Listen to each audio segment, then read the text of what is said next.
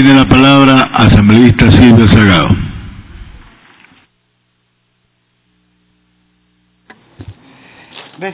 Gracias, compañero presidente encargado, compañeras y compañeros todos. Se ha dicho acá que esta ley tiene la bondad, de alguna manera, de haber visibilizado, a lo mejor no un consenso al interno de esta asamblea, pero haber visibilizado una necesidad y una exigencia del pueblo ecuatoriano frente a una realidad. Y esa realidad tiene un nombre: cómo generar empleo para los ecuatorianos, para garantizar la vida de ellos. Y obviamente frente a esta necesidad hay diferentes formas de mirarlo, la generación de empleo. También se ha dicho a lo interno de acá, y que me parece importante de señalarlo, es de que esta ley no representaría la solución a los problemas económicos del país. Y yo sí creo, como se ha hecho público también algunas declaraciones de las autoridades económicas, esta ley apenas es una parte a la solución de un problema integral que tiene la economía de nuestro país. Y cuando se habla de una ley de la reactivación económica, es preciso entonces concluir que estamos reconociendo que hay problemas en la economía y que esos problemas no devienen de que la profesión de tal o cual gobernante permitió no tomar medidas adecuadas, sino deviene en reconocer precisamente que nuestra economía está aún atravesada por lo que significa una dependencia a la exportación de materias primas, que afecta cuando esas materias primas se ven reducidas en sus ingresos de acuerdo al valor del mercado internacional. Me refiero precisamente a lo que es el valor del barril del petróleo y que aún no se recupera y que nos sigue incidiendo. Factores como la apreciación del dólar en un país dolarizado, no por voluntad de los gobernantes de estos 10 años ni el actual. Recordemos cuál es el origen de la dolarización. Situación de reactivación económica que requiere la voluntad política, como se ha dicho acá, para convocar a los actores productivos de ese país. Y así lo dice la Constitución. No porque de pronto alguien quiera acá desplazar a uno u otro sector. La Constitución establece un sistema económico que integra la economía pública, la economía privada, la economía mixta y la economía popular y solidaria. Por lo tanto, cualquier medida, cualquier ley económica tiene que tomar en cuenta estos actores si pretende fundamentalmente reactivar esa economía. Se ha producido un diálogo entre estos actores, ¿verdad? Pero necesariamente también ese diálogo lo que permitió es reconocer que aquí no hay únicos actores, que por más que tengan el poder del capital, no son los únicos en este país. Además, permitió develar que tratándose del empleo, corresponde al 30% el aporte que hace la gran empresa en este país. Y que hay un sector que configura el 70% y que genera el mayor porcentaje de oportunidades de trabajo.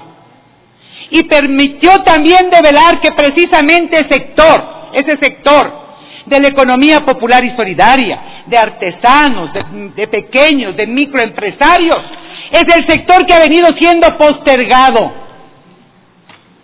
incluido los últimos años. Por eso es que tiene valor tratar una ley de reactivación económica en donde, entre otras circunstancias, no debería esta asamblea simplemente tener o partir de posiciones como identificar a un frente económico. Miren ustedes a qué se reduce lastimosamente un debate que tiene que ponerse a la altura de las circunstancias, porque es la mayoría del pueblo ecuatoriano y no los intereses de pocos que están de por medio. Aquí se ha cuestionado a las personas de un frente económico y hasta se ha desvalorizado la decisión política de un presidente como es Lenín Moreno, que ha demostrado que en esta ley hay una continuidad importante a un proyecto que marcó en el 2008 la nueva Constitución, y que es precisamente vincular a la economía y a la política económica en función de la política social, señores. No se trata aquí de hablar y de preocuparnos simplemente de las mayorías, porque en los discursos podemos hasta confundirnos, pero es en las acciones, en la práctica y en estas pruebas es donde nos diferenciamos. Aquí hay mandatos constitucionales que el Estado tiene que cumplir. Y cuando acabamos, inclusive de manera reiterada, escuchar de que es el gasto corriente, que hay que dar muestras de austeridad, la pregunta sería, ¿cuántos hospitales cerramos? ¿Cuántas universidades cerramos para cumplir una de las propuestas, obviamente, de la mesa de diálogo, pero que están fundamentadas en sus intereses y no en el de la mayoría, ni en la responsabilidad que el propio gobierno tiene que cumplir cuando hay una Constitución que establece garantizar, responsabilizar sobre educación, sobre salud, sobre seguridad social y sobre seguridad ciudadana.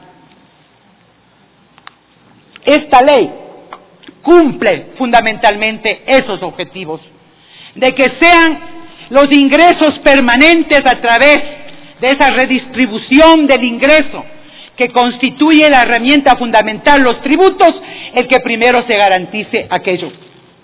Y el segundo, cumple con el objetivo de fortalecer esa economía popular y solidaria, esa pequeña, micro y mediana empresa que garantice un empleo sostenible, el crecimiento que hablaba hace un momento el compañero, un crecimiento no de pocos en función o en detrimento de los otros, no, un crecimiento sostenible implica garantizar ante todo ese Estado que permita condiciones de vida de dignidad.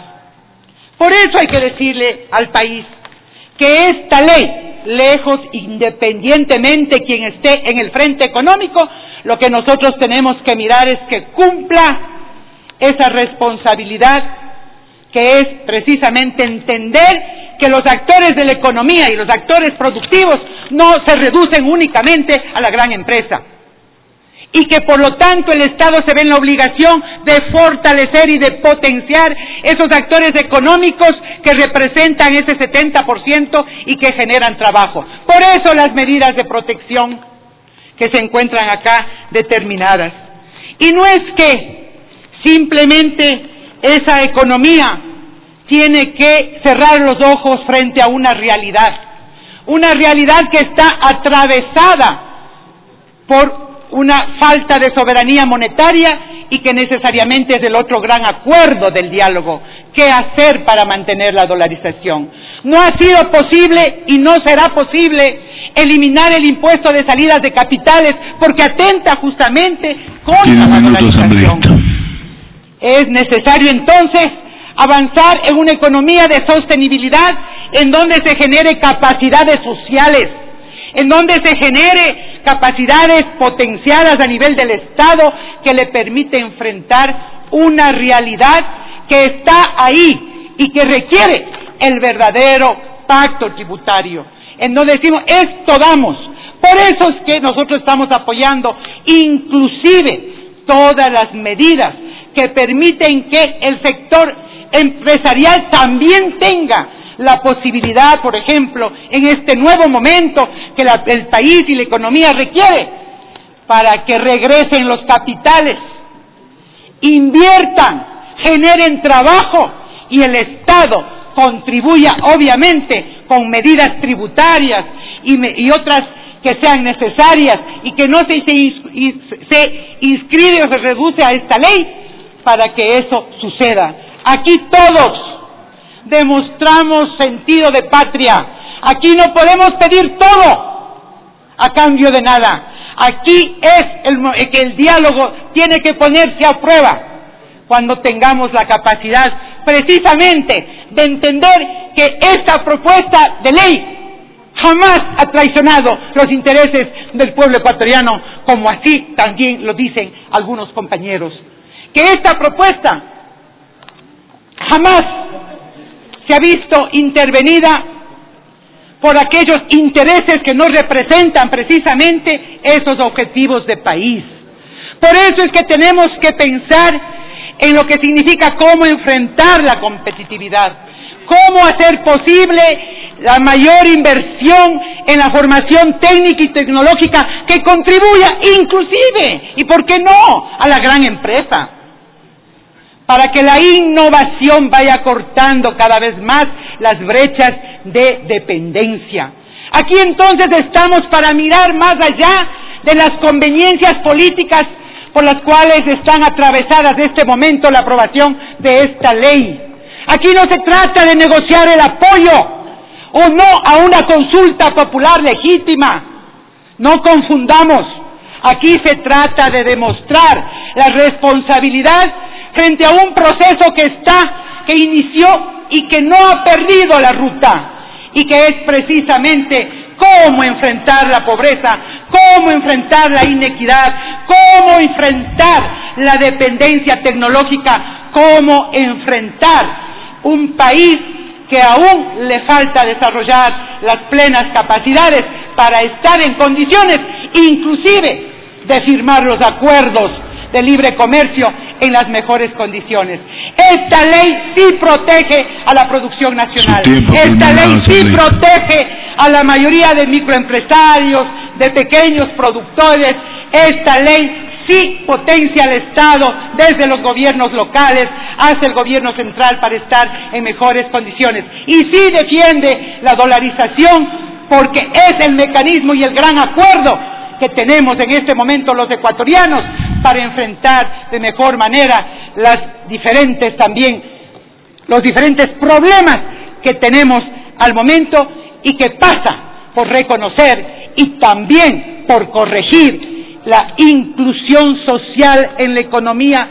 Es importante, y con ello, presidente, yo ratifico que posiciones de archivar este proyecto esconden otros intereses de mantener lo que inclusive años atrás nunca se exigió, la corresponsabilidad, porque el Estado ya invirtió muchos millones, cosas de infraestructura productiva que se quiere negar, pero que ahora le corresponde realmente asumir también su responsabilidad social en estos momentos que necesita el país. Muchísimas gracias.